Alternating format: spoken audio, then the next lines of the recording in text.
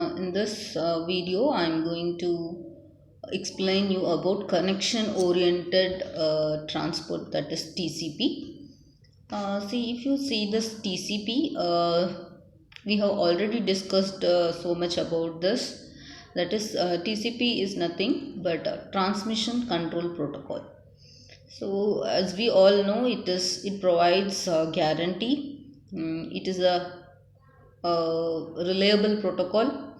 And why it is called reliable protocol, in the sense we have to establish the connection before sending the data, that is handshaking should be done. That is why it is reliable, and acknowledgement is also provided after the data has been delivered. So we'll call TCP as a reliable protocol. And point to point, one sender and the one receiver will be there. And as we said, reliable in order byte stream, no message boundaries, pipelined, that is TCP congestion and the flow control, set window size. Yes, so here we are providing, TCP is providing congestion control, flow control, also full duplex data. So full duplex is nothing but we have three types of data communication. One is simplex, half duplex, and the full duplex. What is simplex? Simplex is one way communication, that is between our remote and the TV. Always remote will and the TV will receive. That is the example, best example of simplex. And half duplex is both the sender and the receiver can send and the receive, but not at the same time. The best example is walkie talkie. And the full duplex is both the sender and the receiver can send as well as receive simultaneously. That is nothing but full duplex data. So bidirectional data flow in same connection. So TCP supports full duplex data. Then connection oriented. Yes. As I said, it has to establish the connection first, that is handshaking should be done, then only we can transfer the data. That is why it is called connection oriented protocol. Then whereas the UDP is connectionless, why it is so? Because it is not going to do any handshaking. Then flow controlled, as I said, what is flow control? Flow control is nothing but the rate at which the sender is sending the data and the rate at which the receiver is receiving the data should be controlled. That is done by our TCP protocol. How it is going to do is using the TCP send buffer and the receive buffer. So this is what about TCP. Next we'll move on to TCP segment structure. So if you talk about TCP segment structure, this is the very important interview as well as the university question, which all of us should know as a computer science engineer. See, the first column, the first row, we have two fields, that is source port number and the destination port number. Then sequence number. Why do we need sequence number? In order to deliver the data in order, okay, in the proper order. Okay, sometimes what happens, the receiver will get the packet 0, then packet 3, then packet 2. In this case, we need the sequence number to arrange the packets and deliver in order to the upper layer. So the next one is acknowledgement number. Yes, if I am sending the packet 0, I have to get the acknowledgement 0. So this is how I can, or the sender can come to know that whether the packet 1 or the packet whichever is sent by the sender is received successfully. If not, with the help of the acknowledgement number only, that particular packet will be resent. Next is header length. So what is the length of the header? That size will be written here. Next, not used. How much of data is not used? How much of the memory is not used? That is nothing but this field. Next comes the flags. These are the 5 flags. How many flags? 6 flags are there in the TCP segment structure. The first one is U. U indicates urgent. Okay, urgent data. If at all any data has to be sent, emergency messages we have in ad hoc networks and all. So if you want to mention, if you want to send the data very fastly because of emergency, then you have to switch on this urgent data pointer. Next comes acknowledgement. What is acknowledgement? If at all, if your data contains only the acknowledgement, then the flag called acknowledgement will be set as 1. Otherwise, if it is going to be data, then you have to set the flag as 0, which indicates that it is data, it is not acknowledgement. Next flag is P, that is push data. Usually we will not use this flag. Next comes R is nothing but reset, tear down, then reset, fin. So what is this? What are these three flags used for? Is connection establishment, that is setup, tear down, and the termination. These are the processes for which these flags are used. Okay. Next next one is receive window. Why do we need this receive window? For the flow control. For the flow control mechanism, we need this receive window. Then comes checksum. As we all know, it is used for the error detection and the correction. And urgent data pointer. Urgent data pointer is also used for the, as we said, whenever any data is there which has to be sent, which has to be considered as priority or emergency, then the pointer will be pointing that data. Okay, this is the part of the data which has to be sent immediately. So the pointer will point that particular data which has to be sent immediately. Next comes yes, options, variable length. Any other options are there that you can mention here. Next is our data part. So these are the different fields in the segment, TCP segment structure. It is very important. Please all of you be aware of this. Next comes TCP. How the TCP works and how the packets are sent and the acknowledgement is received with the help of the sequence number and the acknowledgement number. If you take this, see here, sequence number. First byte stream, number of first byte in the segments data. See, user, that is host A. From host A, the user types C. Some user is typing the data. The data is nothing but C.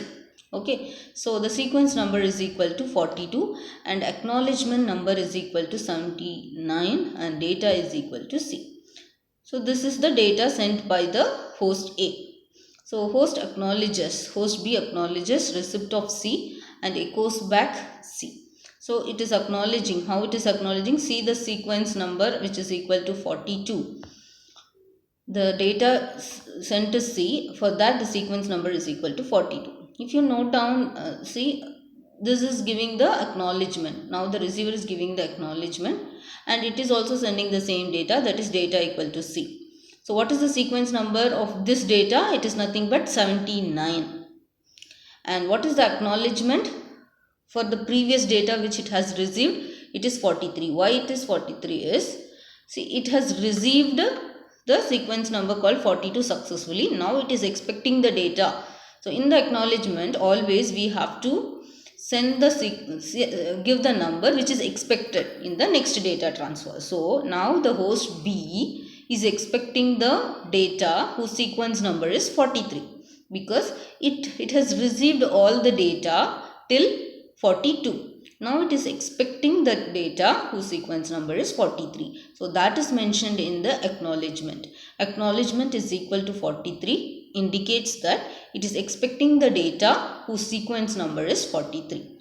So by this, the host A will come to know that it is expecting, that is host B is expecting the data whose sequence number is 43. So it is sending the data whose sequence number is 43. Sequence is equal to 43 and it has to acknowledge, actually now the host A should acknowledge the data which it has received from the host B. What is the data received by A from the host B? It is nothing but data equal to C whose sequence number was 79. Now what is the expectation of host A now? The next data. After 79, whatever data is there, that is what will be the expectation of host A. So after 79, what is the number? That is 80. So it is expecting the data called 80. So it mentions the same in the acknowledgement. That is why we have given acknowledgement is equal to 80. Clear? So what will be the acknowledgement number? The sequence number of the data which is expected next will be the acknowledgement of me. Clear? Next, this is round trip time. What is round trip? See, the time taken for a data to travel from the source to the destination and again from the destination or back to the destination to the source is the round trip time. Okay, now why we need this round trip time parameter? Yes, to calculate the timeout period. In the protocols such as RDT, go back in, and selective repeat and all, we were using the timeout period. Okay, so how we can set this timeout period is with the help of the round trip time. First, we have to measure the round trip time so that we can estimate this time period and we can give for the timeout calculation. That is the use of this round trip time estimation. So how can we estimate? See, how to set up TCP timeout value is longer than round trip time, but RTT varies. Sometimes it may vary. If it is too short, if you are going to see from Anikal to your place, let us consider that your place is in Banshankari. Okay, from the Anikal to Banshankari, it takes 40 minutes. We'll assume. Okay, again back from Banshankari to Anekal 40 minutes, 80 minutes. Okay, this will be the round trip time between Anekal and Banshankari. Okay, so if I'm sending somebody to get some things in the Banshankari, so what will be my timeout period now? I will be waiting for 80 minutes if I keep. That will work out? No, sometimes it may vary due to traffic. That person may be late, or due to some vehicle problem, or due to any issue. It can vary. So what happens is we have to set some buffer value. Okay, so we should not reduce the RTT time and we should not extend. Both should not be done. So what we are going to do is we are going to select the value which is not too short and which is not too long, so that the timeout period will be matching with all the people.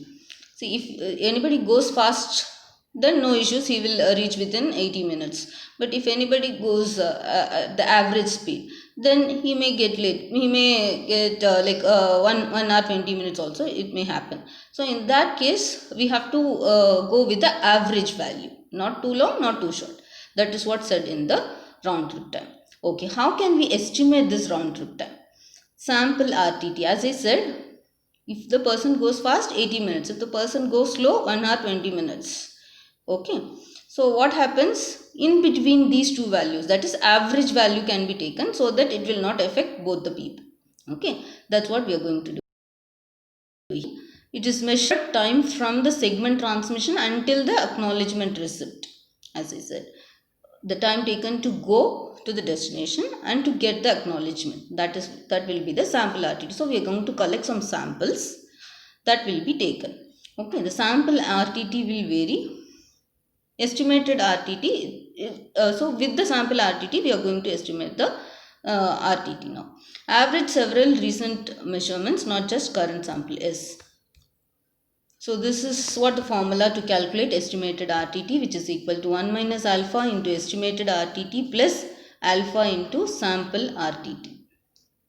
Clear? What is the alpha value here? Alpha is equal to 0.125 and exponential weight moving average. These are the values used here. So influence of past sample decreases exponentially fast.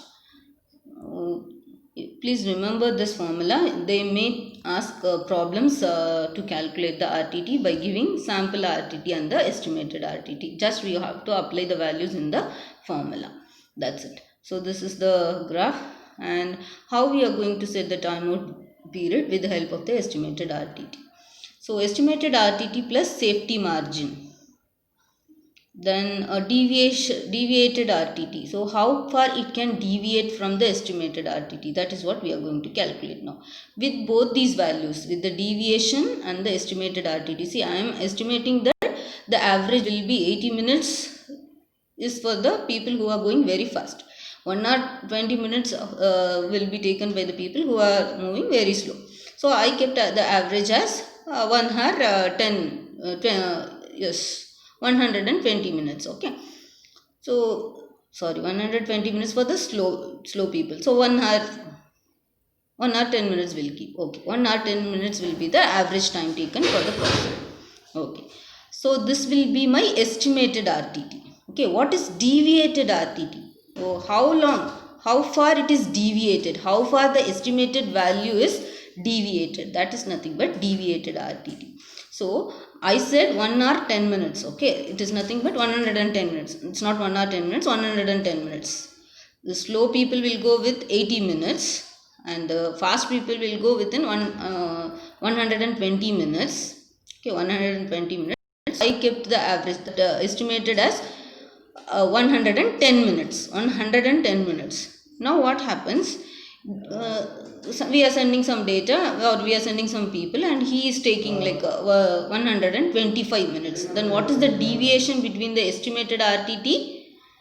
It is 15 minutes. I said 110 minutes, but he is taking 125 minutes. So the deviation is 15 minutes deviation is there.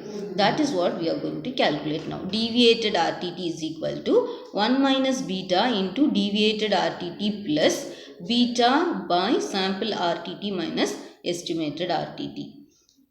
So what is the value of beta here? Beta is equal to 0.25. So with these values, now I have to select the timeout period for my protocols. Okay. So timeout interval is equal to estimated RTT plus 4 into deviated RTT. So what would be your time? See, if your estimated time is 110 minutes, we said, plus 4 into deviated RTT, how much deviation was there? 15 minutes. So 4 into 15. So add these two values, you will get the timeout interval. So this is the timeout interval for which you have to wait for the acknowledgement. Okay, if we are not getting the acknowledgement, then you have to stop. You have to resend the data.